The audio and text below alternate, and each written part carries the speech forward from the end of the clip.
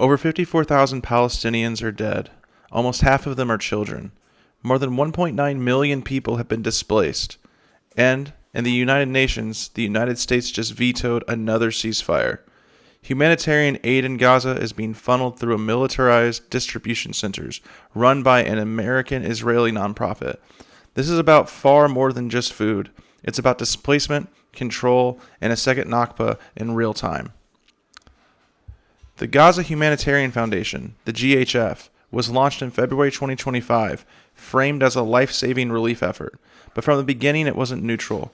It was co-founded by U.S. and Israeli officials and run by Jake Wood, a former Marine and co-founder of Team Rubicon.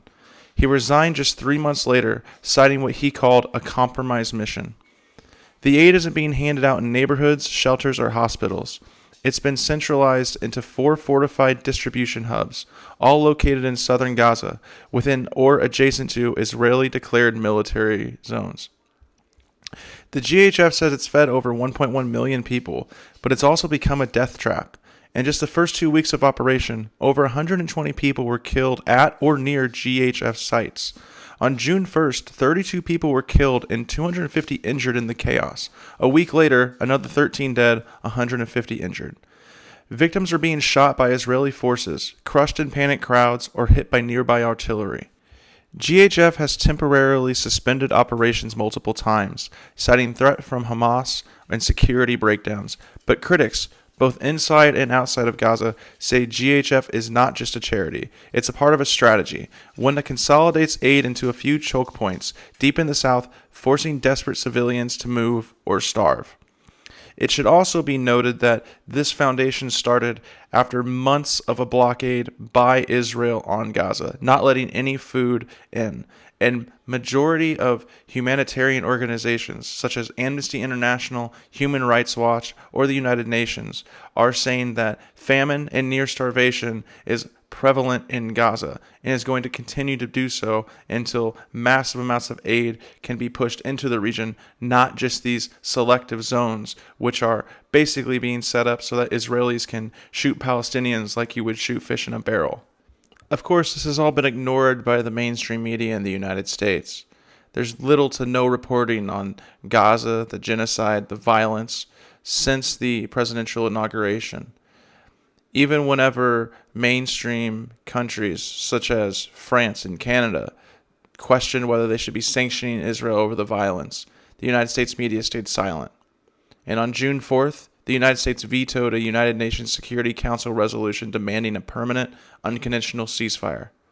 I've talked about the United States' history of vetoing resolutions that would help bring some sort of stabilization to this region, but this shouldn't come as no surprise. And in fact, the United States representative, when vetoing the resolution, said as such that it should be no surprise that the United States is doing so.